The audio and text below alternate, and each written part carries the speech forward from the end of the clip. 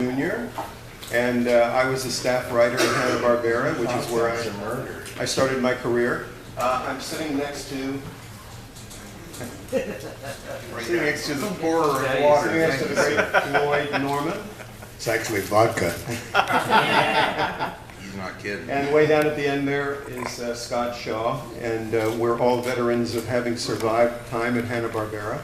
Yay! So I'm going to defer to my superiors here, and who would that be? I'll let you guys get started talking about your time. I mean, Floyd, how long were you there? When did you start, and how did that all happen? How did you end up at Hanna-Barbera? I think I ended up at Hanna-Barbera because I got fired from Disney. No, it's a true story. In 1972, I believe, I was working at Disney and I got sacked, and I went over to Hanna-Barbera to work with Willie Ito, who was going to be here today. Unfortunately, Willie was not able to be here, but I worked on Willie's team on Josie and the Pussycats. And that was my first H&B show, doing layout on Josie and the Pussycats, and boy, that was fun.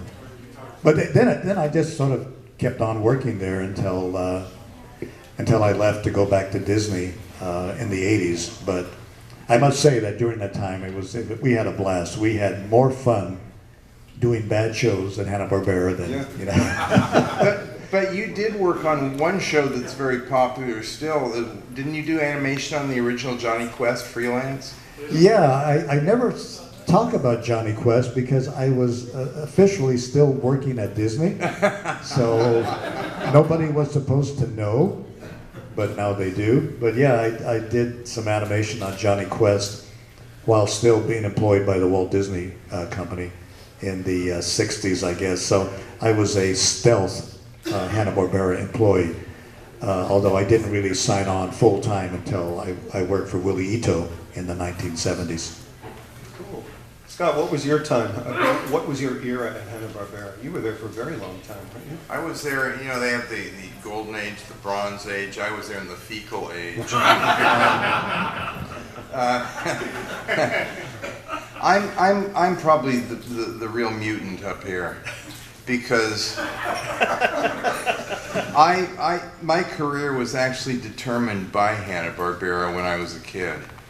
I was born in '51, so I was the perfect age to feel like the cavalry had arrived when new cartoons for television started to be produced.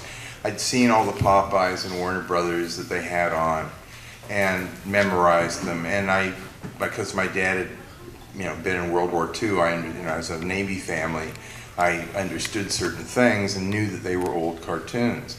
So when Rough and Ready came along and Rocky and Bullwinkle, it was just like, these are the greatest cartoons ever, because I knew they were for my generation. Anyway, Rough and Ready, Huckleberry Hound, Yogi Bear.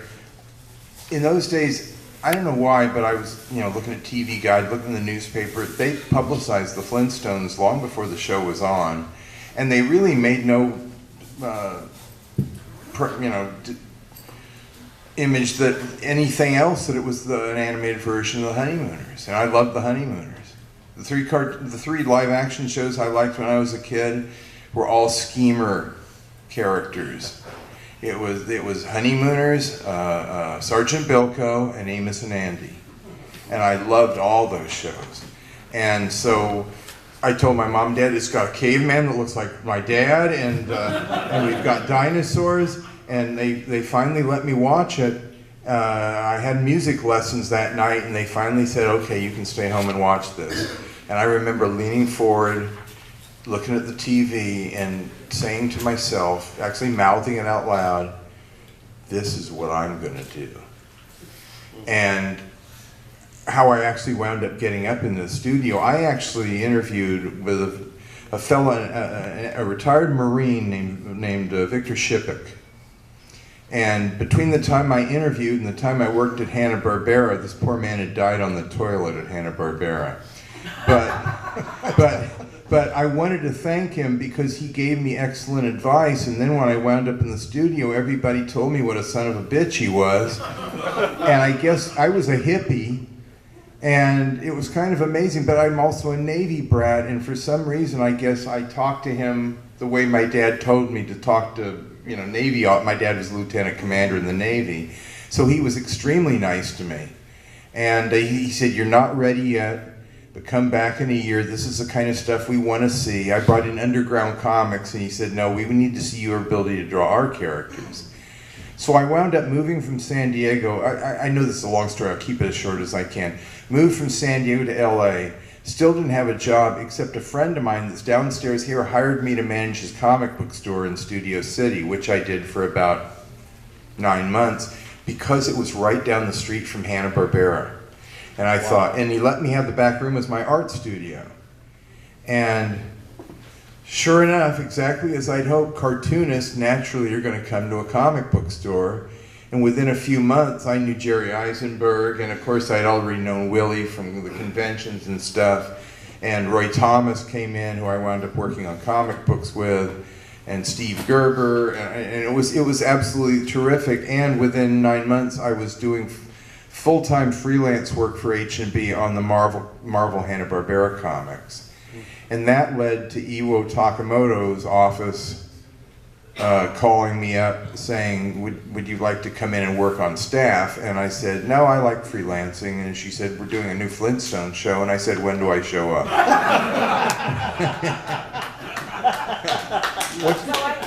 And that was 78, and that's when I first met Floyd. They didn't have the show quite ready yet, so I wound up working with Floyd on the Godzilla show. And the funniest thing about that was Doug Wildey was the producer, and Doug did not mince words with anything.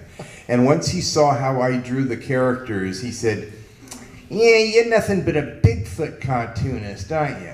Now that was the term that used in the business, not in drawing Bigfoot, which I enjoy doing as well, but gag characters with big feet and big noses. He says, "From now on, you're just going to draw the monsters." And it was like, oh boy, that's really cool. Twist my arm. It's funny, all the stories of starting out in Hanna-Barbera, they're all weird.